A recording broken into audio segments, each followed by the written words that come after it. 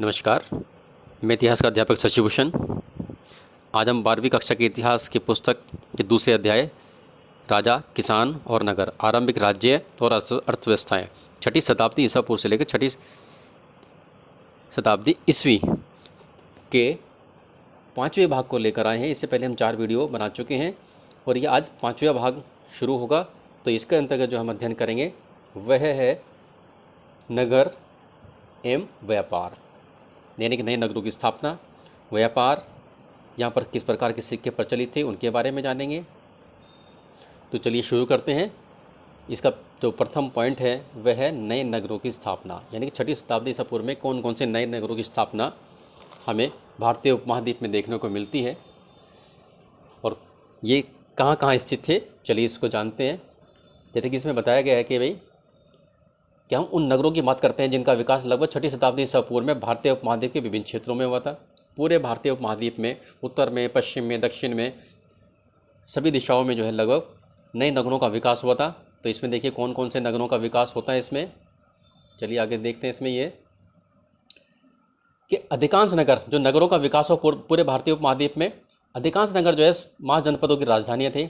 हमने आपको पहले बताया कि 16 महाजनपद छठी शताब्दी ईसा पूर्व में भारत में विद्यमान थे और ये बहुत बड़े बड़े राज्य थे। इनकी एक अपनी राजधानियाँ भी थी और ये जो नगर थे, ये नगर जो है इन महाजनपदों की राजधानियाँ थी। जैसे कि पाटलिपुत्र मगध का था, इससे पहले राजगृह इसका नाम था, तक्षशिला गांधार का था, उज्जैनी, इसके अलावा आपका श्रावस्ती, पुहार, ये कुछ प्रमुख नगर थे जो कि छठी शताब्दी ईसा पूर्व में इनका विकास हुआ था। चलिए जानते हैं। और ये सभी नगर कहा गया कि ये नगर संचार मार्गों के किनारे बसे हुए थे। कहाँ बसे हुए थे? संचार मार्गों के किनारे पे, यानी कि जहाँ से आप का आना जाना होता है, इधर से आना या जाना होता है, ये संचार मार्गों, और यहाँ पर आपका ये शहर है। तो इन संचार मार्गों पर ये नगर थे। जैसे कि इसमें बताया गया आपका कि पाटलिपुत्र जैसे कुछ नगर नदी मार्ग के किनारे पर बसे हुए थे। नदी मार्ग, पाटलिपुत्र यानी कि आपका आज का पटना, तो पाटलिपुत्र जो है नदी मार्ग के किनारे पर बसा हुआ था। कौन सी नदी थी? वह गंगा नदी है, जो आपकी हमारे हिमालय के पर्वतों से निकल कर आती है, यूपी से होते हुए आपको बिहार को जाती है। तो ये पाटलिपुत्र जो है हमारा गंगा नदी के किनारे पर बसा हुआ था, इसलिए इसका बहुत महत्व था इस शहर का। यहाँ पर आने जाने के लिए, व्यापारिक मार्ग से आने जाने के लिए, अन्य प्रकार के कार्य करने के लिए जो आवागमन के जो सस्ता और सुलभ साधन था, तो इस कारण ये पाटलिपुत्र का महत्वपूर्ण स्थान था। अगला दूसरा इसमें बताया कि उज्जैन नगर, वे थे भूतल मार्ग के किनारे स्थित थे। कहाँ पर? भूतल मार्ग, यानी कि चारों तरफ से मार्ग था, इस ये नदी किनारे पर नहीं थे, तो भूतल मार्ग पे थे। उज्जैन जैसे नगर थे, ये बड़े नगर थे। ये भी चारों तरफ से जो है ये व्यापारिक मार्गों से घिरा हुआ था ये शहर जो है। इसके अलावा पोहार जैसे नगर, पोहार नगर जो दक्षिणी भारत में स्थित है, ये समुद्र तट पर स्थित है। कहाँ थे? ये समुद्र तट पर स्थित है, जो तमिलनाडु का एक शहर है, वहाँ पर ये समुद्र तट पर ये स्थित था पुहार नगर जो है। इसके अलावा तो यहाँ से समुद्री मार्ग आरंभ होता है, ठीक है। फिर मथुरा जैसे अनेक नगर जो व्यावसायिक यानी कि व्यापारिक गतिविधियों के केंद्र थे, ठीक है। फिर सांस्कृतिक गतिविधियों के यानी कि विभिन्न धर्मों से संबंधित हमें संस्कृति के प्रमाण यहाँ से प्राप्त होते हैं। जैसे गंधा संस्कृति के, बौद्ध संस्कृति के, जैन संस्कृति के, हिंदू धर्म की संस्कृति के हमें प्रमाण यहाँ से प्राप्त होते हैं। तो ये बहुत सारी मूर्तियाँ जैन धर्म से संबंधित, कुषाण शासकों से संबंधित हमें यहाँ से प्राप्त हुई है। तो सांस्कृतिक गतिविधियों का केंद्र भी था मथुरा। इसके अलावा राजनीतिक गतिविधियों का केंद्र भी यह था मथुरा। तो इस प्रकार से हमने देखा ये जो नगरों की स्थापना हुई थी, ये विभिन्न संचार मार्गों पर स्थित थे। जैसे कि इसमें आपका पाटलिपुत्र था, नदी मार्ग, गंगा नदी के मार्ग पर स्थित था ये, और उज्जैन स्थल मार्ग पर स्थित था। इसके अलावा पोहार जो दक्षिण में तमिलनाडु में पड़ता है, यह समुद्र तट पर स्थित था, यहाँ से समुद्री मार्ग आगे जाता है। और मथुरा ये सांस्कृतिक, व्यावसायिक और राजनीतिक गतिविधियों का केंद्र था, ठीक है बच्चों। तो चलिए इसमें देखते हैं। अभी हमने जो आपको ये शहर देखे हैं, इन शहरों को जो है मानचित्र में देखते हैं। ये देखिए आपका मानचित्र दिखाते हैं इसमें। अभी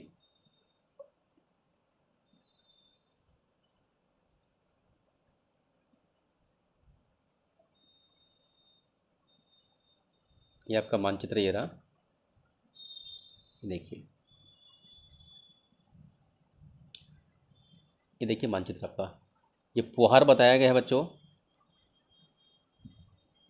ये पुहार है तमिलनाडु में स्थित, ठीक है।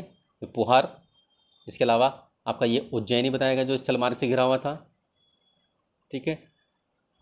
ये पाटलिपुत्र है जो गंगा नदी के किनारे पर स्थित था, और ये आपका मथुरा है जो सांस्कृतिक, व्यावसायिक और राजनीतिक गतिविधियों का केंद्र था। इसके अलावा और भी कई सारे आपके शहर थे, जैसे श्रावस्ती है, ये शहर था। तक्षशिला शहर था आपका ऊपर जो गंधार की राजधानी है। तो ये प्रमुख शहर थे जो बताए गए विभिन्न संचार मार्गों पर स्थित थे, ठीक है। यानी नदी किनारे वाले मार्ग पर भी स्थित थे, समुद्र तट वाले मार्ग पर भी स्थित थे, और आपके स्थल मार्ग पर भी ये नगर स्थित थे। तो चलिए इसमें ही आपको देखते हैं ये, हाँ हम लोग थे यहाँ पर। ये आ जाता है आपका बॉक्स, इसमें जानेंगे। देखिए ये बॉक्स में क्या दिया है बच्चों, ये है पाटलिपुत्र का इतिहास। यानी कि जितने भी नगर स्थापित थे, हर नगर की स्थापना के पीछे कोई ना कोई इतिहास या कोई ना कोई कहानी जुड़ी हुई है, किस प्रकार से उन नगर का विकास हुआ या स्थापित हुआ है। जैसे कि प्रत्येक नगर का एक अपना इतिहास होता है कि दिल्ली की स्थापना कैसे हुई थी, कलकत्ता की स्थापना कैसे हुई थी, तो ऐसे ही पाटलिपुत्र की जो है स्थापना किस प्रकार से हुई थी। तो जैसे कहा गया है कि इसमें पाटलिपुत्र का विकास पाटलीग्राम नाम के एक गाँव से हुआ था। यानी कि पाटलिपुत्र के स्थान पर पहले पाटलीग्राम नाम का एक गाँव हुआ करता था। और 5वीं सदी ईस्वी में, कब, 5वीं सदी ईस्वी में मगध शासकों ने अपनी राजधानी राजगृह से हटाकर इस बस्ती में लाने का निर्णय किया था। कहाँ पर लाने का निर्णय किया? पाटलीग्राम में लाने का निर्णय किया। इससे पहले मगध शासकों की राजधानी राजगृह थी 6वीं शताब्दी ईसा पूर्व में, लेकिन 5वीं शताब्दी ईस्वी में इसको बदलने का निर्णय किया, पाटलिपुत्र में लाने का निर्णय किया, पाटलीग्राम में लाने का निर्णय किया। और जब इन्होंने अपनी राजधानी यहाँ पर बनाई तो इसका नाम बदलकर जो है इन्होंने पाटलिपुत्र कर दिया, इसका नाम बदल दिया था, पाटलिपुत्र कर दिया। और उसके बाद में जब 4वीं शताब्दी ईसा पूर्व में, ठीक है, मौर्य वंश की जब स्थापना होती है, मौर्य वंश के साम्राज्य की राजधानी बनती है पाटलिपुत्र जो है, और एशिया के बड़े नगरों में इसकी गिनती होती है। तो एशिया के बहुत बड़े नगरों में पाटलिपुत्र की गणना की जाती है। लेकिन बाद में जब आपका दूसरी शताब्दी में आते हैं तो इसका बाद में इसका महत्व कम हो जाता है, या 7वीं शताब्दी में जब आते हैं, सीधा 7वीं शताब्दी ईस्वी में आते हैं, तो चीन से आए हुए एक यात्री थे जिनका श्वेन तवांग नाम था।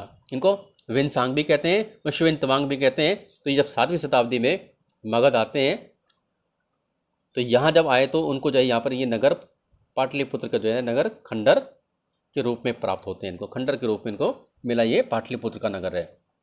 और यहाँ की जनसंख्या जो 7वीं शताब्दी में थोड़ा सा कम हो गई थी। तो इस प्रकार से ये जो नगर है, कभी इनका हर एक का जो है इसका कुछ ना कुछ इतिहास रहता है। कभी इन नगरों की स्थापना जब की गई थी तो इनका बहुत महत्व था, एशिया में बहुत महत्व रखते थे, और बाद में जो है लगभग 700-800 साल के बाद इसका महत्व कम हो जाता है और ये खंडर के रूप में देखने को मिलता है। चलिए आगे चलते हैं। इसमें नगरीय जनसंख्या, ये क्या है? नगरीय जनसंख्या, संभ्रांत वर्ग और शिल्पकार।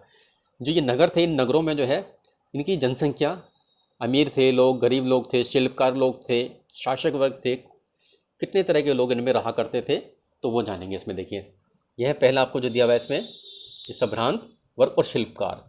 संभ्रांत यानी कि शासक वर्ग हो गए, अमीर वर्ग हो गए, उसके बारे में जानेंगे कि हमने पढ़ा है कि भाई इन नगरों में शासक वर्ग के लोग रहा करते थे, शासक वर्ग के लोग रहा करते थे। और ये जो नगर थे, जो राजा जहाँ पर रहा करता था, वे नगर किले बंद हुआ करते। कैसे किले बंद हुआ करते थे? ये है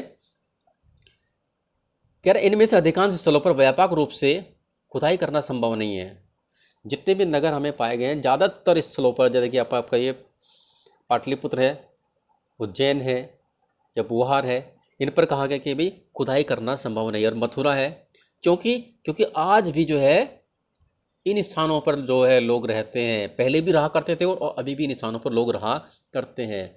लेकिन जो हड़प्पा जो शहर जहाँ पर हमने खुदाई की थी, वहाँ बहुत सारी जगह ऐसी हैं जहाँ पर कि अभी बस्तियाँ खाली हैं, तो इसलिए वहाँ पर खुदाई का कार्य हो गया था। लेकिन ये जो भारत में पाए गए स्थान, यहाँ पर अभी भी लोग रहते हैं, तो अधिकांश स्थलों पर खुदाई का कार्य नहीं हो पाया है। लेकिन फिर भी हमें बहुत सारे अवशेष इन स्थानों से प्राप्त हैं, इन नगरों से प्राप्त हुए हैं। उनमें ज़्यादातर क्या है, जैसे कि कहा है कि उत्कृष्ट श्रेणी के मिट्टी के कटोरे और थालियाँ मिली हैं हमें, और ये जो है इन पर चमकदार पॉलिश की गई है। यानी कि बहुत अच्छी किस्म के कटोरे मिट्टी के और थालियाँ, और इन पर जो बहुत अच्छी पॉलिश की गई है, उस पॉलिश को देखिए क्या नाम दिया है, उत्तरी कृष्ण मार्जित पात्र। उत्तरी कृष्ण मार्जित, उत्तरी से एन आ गया, फिर बी NB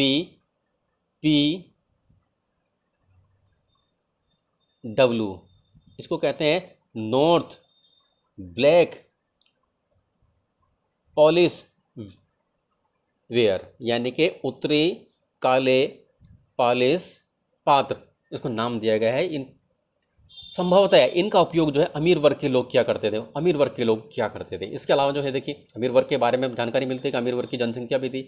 और ये जो लोग हैं सोने, चांदी, तांबे, कांसे, शीशे, हाथी जांच जैसे पदार्थों के बने हुए गहने, इसके अलावा बहुत सारे अच्छी किस्म के उपकरण, हथियार, बर्तन, सीप और पकी मिट्टी भी हमें, इनके उपकरण हमें प्राप्त होते हैं।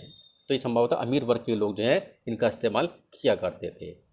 इसके बाद देखिए आता है आपका ये अगला कि द्वितीय शताब्दी ईसा पूर्व के आते आते हम कई नगरों में छोटे कौन से प्राप्त होते हैं, दानात्मक अभिलेख प्राप्त होते हैं। दान देने वाले, यानी कि किसी व्यक्ति ने दान दिया है तो उसने अभिलेख पर अपना उसको लिखवा दिया है कि मैंने इस ज़मीन को दान दिया है और इन लोगों को दान दिया है। तो हमें द्वितीय शताब्दी ईसा पूर्व में कई सारे छोटे दान देने वाले अभिलेख प्राप्त होते हैं। तो इन अभिलेखों में दानदाता के नाम के साथ साथ उसका नाम तो है ही जिसने दान दिया है, उसके व्यवसाय का भी उल्लेख मिलता है कि वह किस प्रकार का कार्य करते हैं दान देने वाले व्यक्ति, तो उसका भी वर्णन इसमें प्राप्त होता है। इसके अलावा जो है और कौन से वर्ग के हमें जो लोग इन नगरों में रहने वाले मिलते हैं, देखिए चलिए आगे जानते हैं। इसमें कह रहे हैं इनमें नगरों में रहने वाले धोबी, ठीक है, धोबी वर्ग के लोग जो थे इसमें वो रहा करते थे, कुम्हार रहा करते थे, स्वर्णकार रहा करते थे, लोहार रहा करते थे। देखिए आगे चलते हैं। इसमें ये दिखा रखा है आपका कि इन वर्गों में जो है बुनकर, लिपिक, बढ़ई, ठीक है, ये रहा करते थे।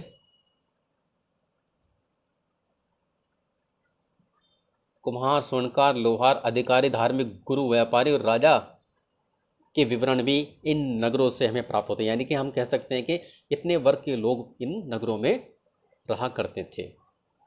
इसके अलावा कभी कभी उत्पादकों और व्यापारियों के संघ का भी हमें उल्लेख मिलता है। जैसे कि आपके उत्पादक यानी कि किसी चीज़ को बनाने का कोई कारखाना था, उसका भी प्रमाण हमें प्राप्त होता है। जैसे मन के बनाने का कारखाना है या बर्तन बनाने का कारखाना है, तो इस प्रकार के उत्पादकों का भी हमें प्रमाण प्राप्त होते हैं। इसके अलावा जो इसका आगे व्यापारियों के संघ, व्यापारियों का संघ होता है। जैसे आपके आजकल की मार्केट होती है, उन मार्केट में रहने वाले जो दुकानदार होते हैं उनकी अपनी एक क्या होती है, यूनियन होती है। इसी प्रकार से व्यापारियों की जो है उस समय अलग अलग प्रकार के कार्य करने वाले व्यापारियों की एक संघ हुआ करता था, संघ, ठीक है, जिसको श्रेणी कहा जाता था। इसमें याद रखना श्रेणी, ये पेपर में आता है बेटा। तो हमें व्यापारियों के संघ मिलते हैं जिनको श्रेणी कहा जाता था। और श्रेणियों का क्या कार्य था, ये कच्चे माल को जो है खरीदती थी और फिर उनसे सामान तैयार कर उसको बाजार में बेचा करती थी। तो श्रेणियों का कच्चा माल खरीदना और से सामान तैयार करके बाजार में उसको बेचना। संभवतः जो शिल्पकार थे इसमें, शिल्पकार कौन कौन होते हैं, देखिए शिल्पकार आपके बढ़ई भी है, कुम्हार भी है, स्वर्णकार भी है, लोहार भी है, लिपिक भी है, बुनकर भी है। इन लोगों को हम शिल्पकार कहते हैं। तो ये जो शिल्पकार थे उस समय इन्होंने क्या किया कि संभ्रांत लोग, यानी कि जो उच्च वर्ग के लोग थे, जिसका हम जिक्र कर रहे हैं कि संभ्रांत लोग और राजा, तो संभ्रांत लोग वर्ग के जो लोग थे वो नए नए किस्म के उपकरणों की उनको आवश्यकता होती थी। तो इन लोगों ने क्या किया, शिल्पकारों ने संभवतः संभ्रांत वर्ग के लोगों की बढ़ती हुई मांग को पूरा करने के लिए लोहे के उपकरणों का प्रयोग करना शुरू कर दिया। यानी कि उनको बहुत सारे ऐसे नए नए प्रकार के उपकरण, वस्तुएं बनाकर देना शुरू कर दिया जिनकी बहुत ज़्यादा मांग थी संभ्रांत वर्ग के लोगों में। ठीक है बच्चों, तो इस प्रकार से हमने ये जाना कि नगरों में जो है किन किन वर्गों के लोग रहा करते थे। शासक वर्ग के लोग रहा करते थे, किलेबंद नगरों में रहा करते थे। और हमें उतरे काली पलिश वाले बर्तन मिले हैं जो अमीर वर्ग के लोग जो है इस्तेमाल करते हैं, जिनमें कि आपका कटोरी थी और आपका इसमें थाली थी जिन पर पॉलिश की गई थी, जिनको अमीर वर्ग के लोग इस्तेमाल किया करते थे। तो चलिए आगे चलते हैं बच्चों। इसमें यह है आपका 6.3, ये देखिए क्या है, उपमहाद्वीप और उसके आगे बाहर का व्यापार। तो अब हम जानेंगे इसमें भारतीय उपमहाद्वीप में व्यापार और उससे बाहर का व्यापार, कैसी स्थिति व्यापारिक इस यहाँ पर व्यापार की, कि जैसे 6वीं शताब्दी ईसा पूर्व से ही नदी मार्गों और भूमार्गों का जाल भारत के अंदर बिछ चुका था। यानी कि नदी मार्गों से भी व्यापार आना जाना होता था और भू मार्गों से भी बहुत सारे भूमार्ग जो है बहुत लंबे लंबे थे। जैसे कि इसमें बताया गया है मध्य एशिया और उससे भी आगे तक जो है भूमार्ग जाया करते थे भैया, बने हुए थे। इसके अलावा समुद्र पर भी समुद्र तट पर भी अनेक प्रकार के जो है आपको जल मार्ग मिलते हैं जो अरब सागर से होते हुए उत्तरी अफ्रीका पश्चिमी एशिया तक फैले हुए थे। ठीक है।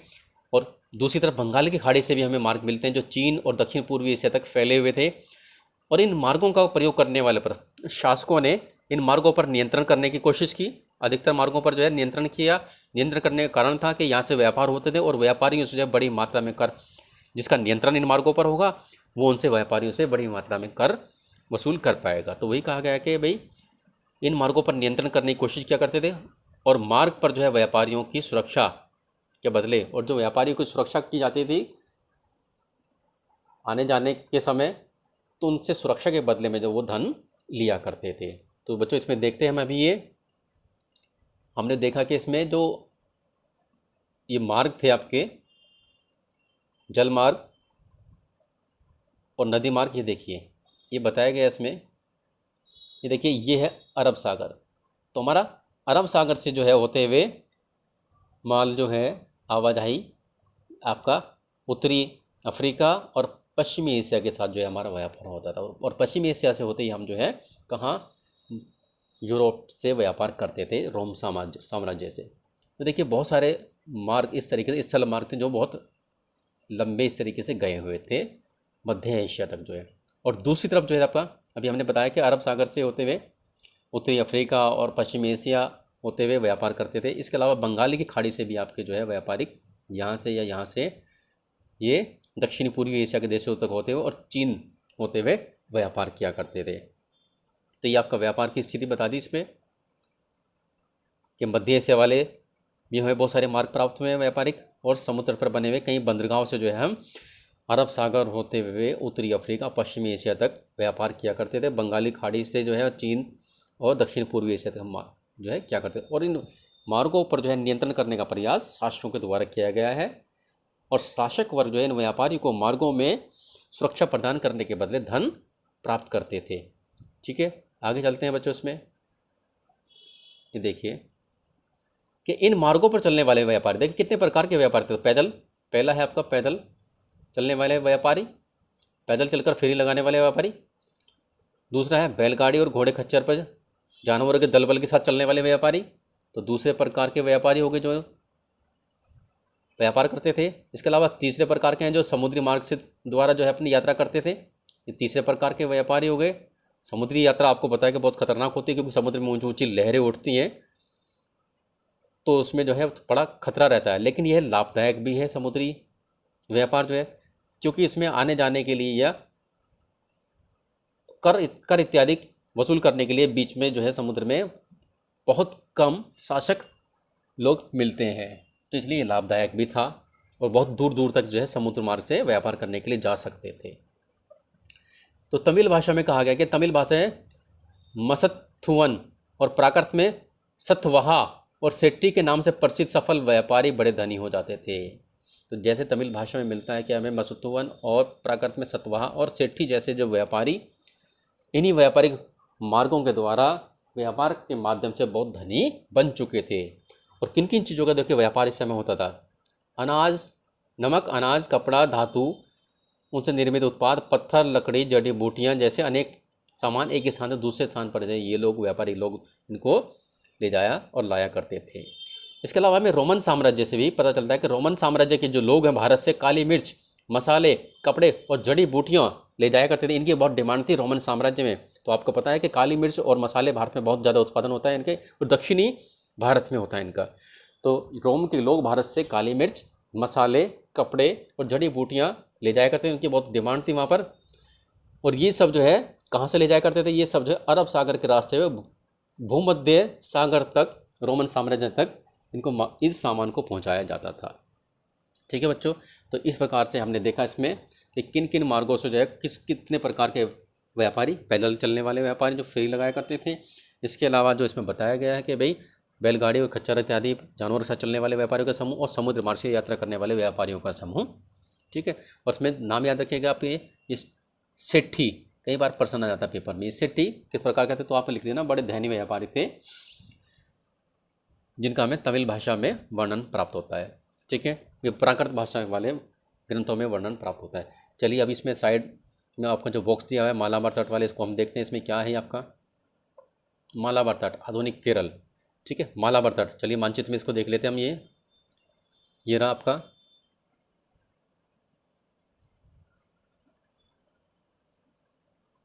हाँ, ये जो आपका केरल का जो इलाका है, इस केरल के जो क्षेत्र है, ये केरल के तट को जो है क्या कहते हैं, मालाबार।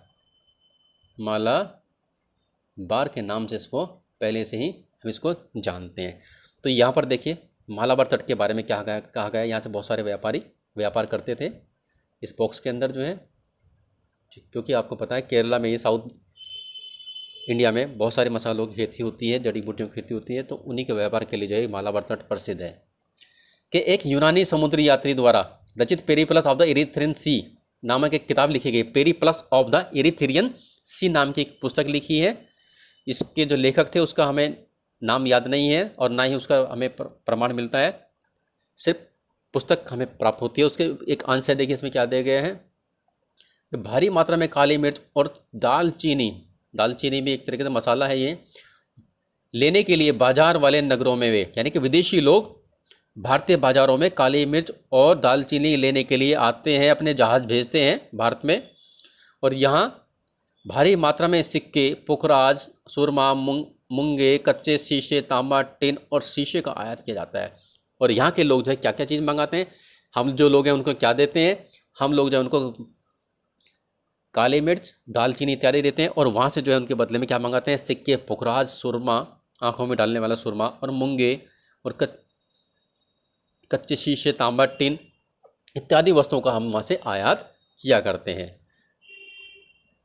इन बाज़ारों में जो है भारी मात्रा में, इन बाज़ारों के पास भारी मात्रा में उत्पन्न काली मिर्च का निर्यात किया जाता है। यानी कि इन बाज़ारों के आसपास बड़ी मात्रा में काली मिर्च का जो है लगाई जाती थी, उपज लगाई जाती थी, और वहाँ से जो है इन स्थानों से, इन शहरों से जो है इन काली मिर्च को जो है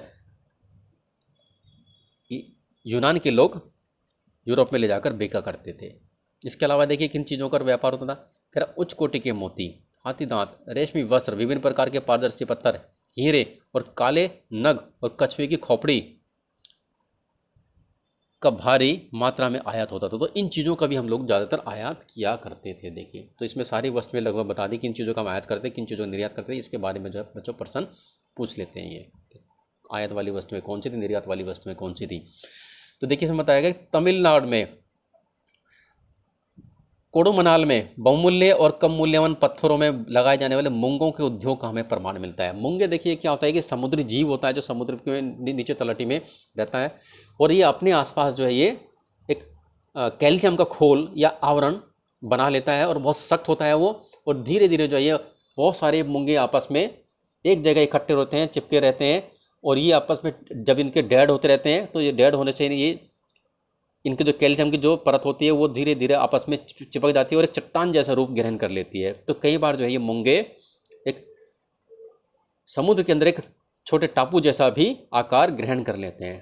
तो ये मूंगे मोती जैसे होते हैं, तो अलग अलग प्रकार के होते हैं। ये मूंगे जो है कलर के भी होते हैं अलग अलग प्रकार के। तो ये मूंगे समुद्र से प्राप्त होते हैं जो जीवों से बनते हैं। तो हमें मूंगे के उद्योग का जो है हमें प्रमाण मिलता है दक्षिण भारत के। इसके अलावा पेरिप्लस में वर्णित पत्थरों को इन्हीं तटवर्ती बंदरगाह के स्थानीय व्यापारी लाया करते थे। तो हमें इस पुस्तक में बताया गया है, यानी पेरिप्लस ऑफ द इरीथेरियन सी।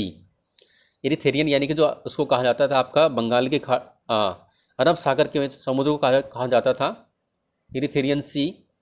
तो यहाँ इस पुस्तक से हमें पता चलता है कि इन वस्तुओं को स्थानीय व्यापारी यहाँ पर इन तट के किनारे तक लाया करते थे। ठीक है बच्चों, तो लेखक ने देखिए ये सूची क्यों तैयार की थी, प्रश्न है इसमें, लेखक ने यह सूची क्यों तैयार की। तो इस सूची से हमें क्या मिलता है कि भारतीय लोग जो किन चीज़ों का व्यापार आयात करते थे, किन चीज़ों का निर्यात करते थे, और किन चीज़ों की विदेशों में ज़्यादा मांग थी।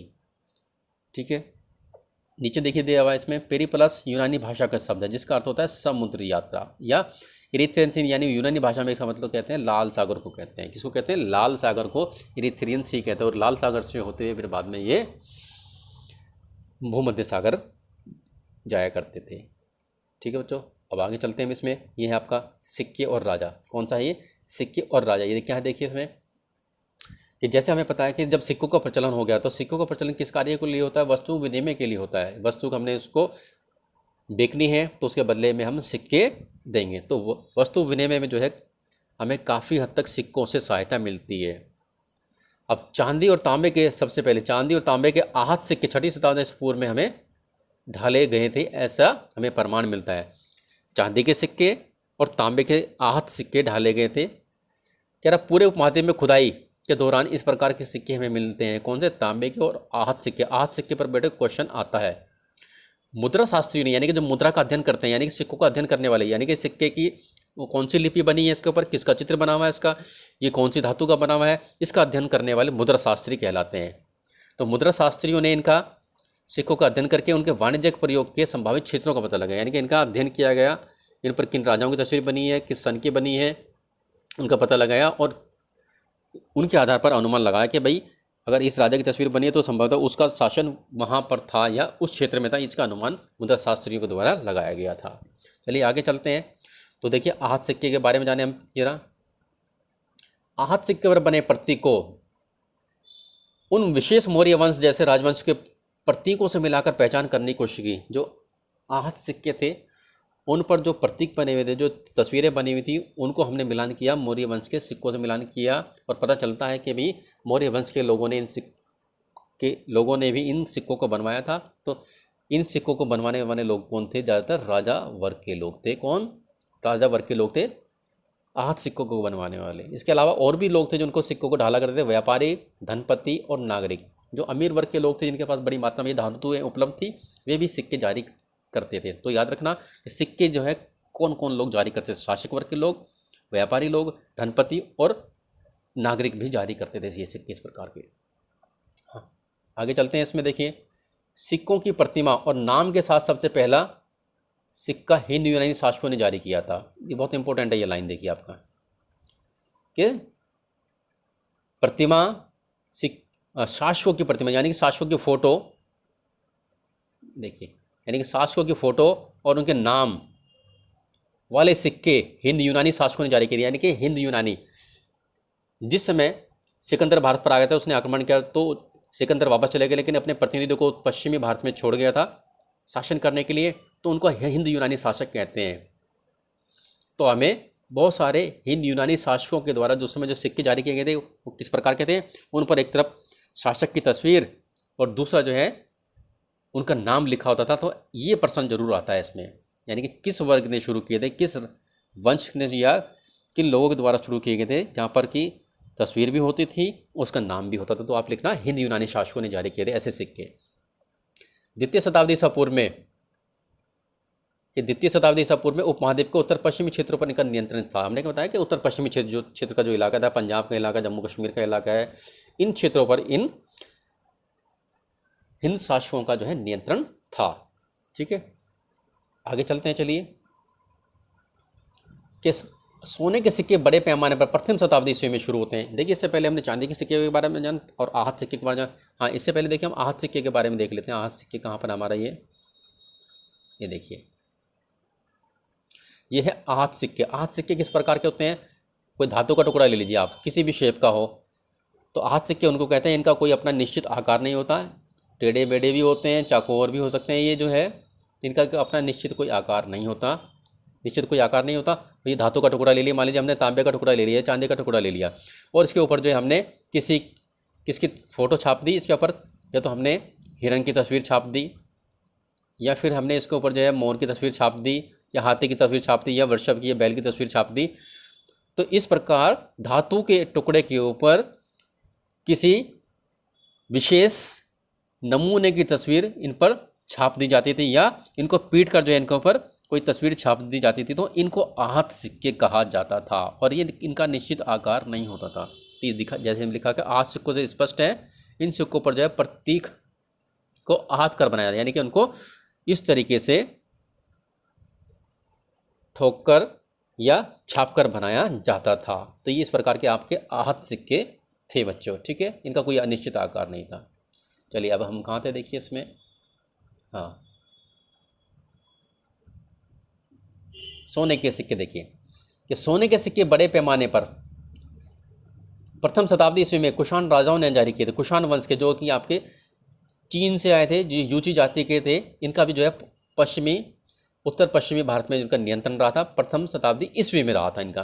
तो सोने के सिक्के, अधिकतर सोने के सिक्के इस वंश के द्वारा जारी किए गए थे।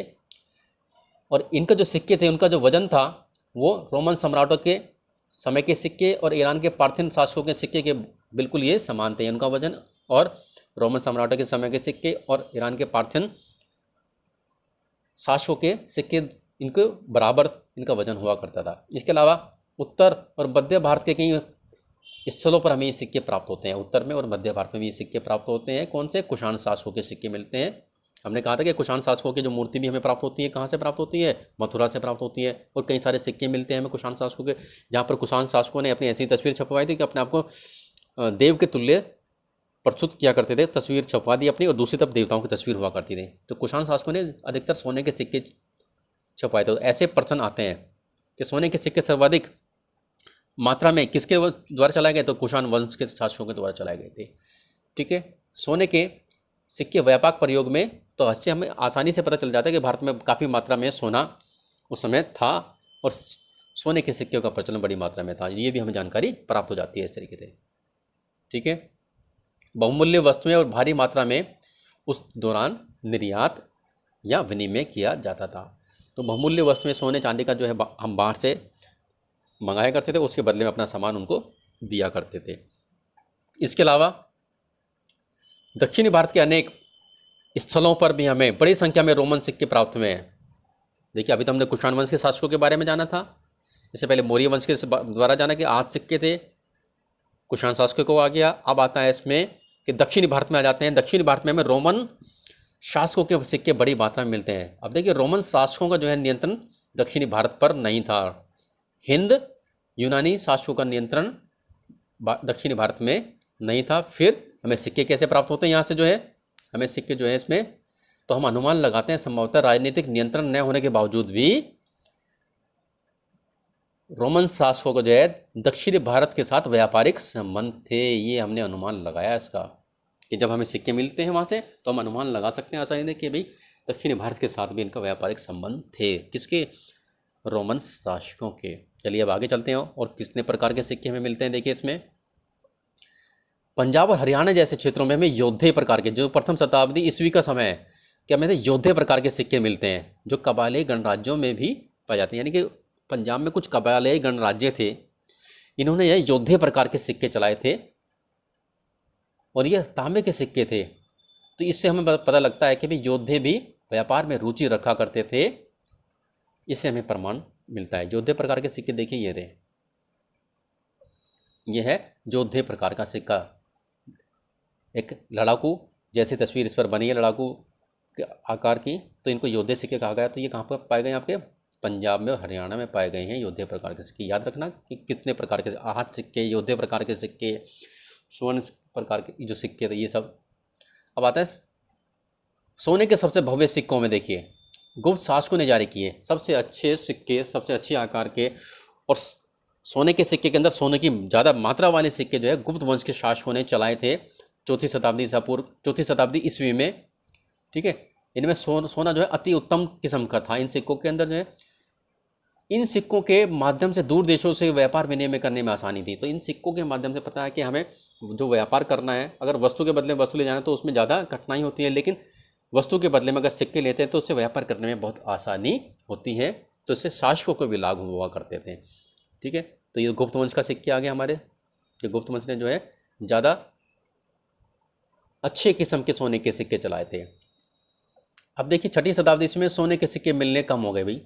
6वीं शताब्दी ईस्वी में, 4वीं में भी सिक्के प्रचलित थे, गुप्त वंश के शासक थे, लेकिन 6वीं शताब्दी ईस्वी आती है तो सोने के सिक्के जो है मिलने कम हो जाते हैं। इसका कुछ कारण थे कि शायद आर्थिक संकट पैदा हो गया था। कैसा आर्थिक संकट पैदा हो गया था, इसको लेकर जो है इतिहासकारों मतभेद है। कुछ अलग अलग प्रकार के अनुमान हमारे इतिहासकारों द्वारा लगाए जाते हैं। तो पहला कहा गया है इसमें, पहला कारण क्या है सोने के सिक्के कम होने का?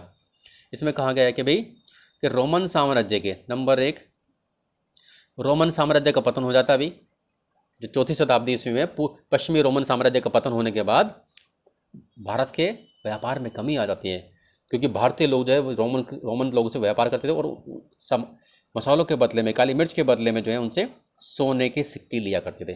तो जब रोमन साम्राज्य का पतन हो गया तो व्यापार भी हमारा समाप्त हो जाता है। तो जब व्यापार समाप्त हो गया तो सोने के सिक्के हमें मिलने वहाँ से कम हो गए। तो पहला जो है कारण यही था, रोमन साम्राज्य के पतन के बाद दूरवर्ती व्यापार में कमी आई, जिससे राज्यों और समुदाय और क्षेत्रों में संपन्नता पर असर पड़ा। यानी कि जो हमारे जो क्षेत्र थे, जिन जो व्यापार करते थे, उनकी संपन्नता पर असर पड़ा, यानी कि सोने के सिक्के कम मात्रा में मिल रहे थे अब हमें।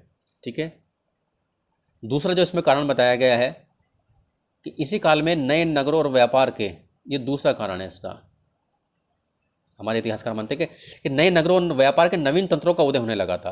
यानी कि अब जो पुराने नगर थे उनकी जगह नए नगरों का उदय हो रहा था और नए नए व्यापारिक केंद्रों का उदय हो रहा था।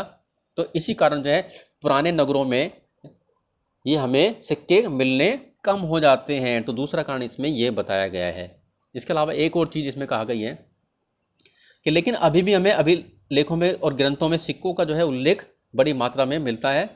एक तीसरा जो इसमें कारण बताया गया है कि अभी ये कहते हैं कि अभी सिक्कों का प्रचलन, कि शायद सिक्के मिलने कम इसलिए हो जाते हैं क्योंकि वे प्रचलन में थे। क्योंकि प्रचलन का मतलब है लेन देन में ज़्यादा थे मात्रा में, यानी कि अब लोग जो इनको इकट्ठा करके रखते थे वो इकट्ठा करने वाली स्थिति नहीं थी, ये प्रचलन में ज़्यादा थे। तीसरा कारण ये बताया गया, इसलिए जो है सिक्के का संग्रह हमें कम देखने को मिलता है।